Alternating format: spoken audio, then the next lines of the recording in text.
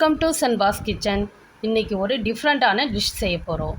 வீடியோவுக்கு போகிறதுக்கு முன்னாடி நம்ம சேனலை சப்ஸ்கிரைப் பண்ணாதவங்க சப்ஸ்கிரைப் பண்ணிக்கோங்க.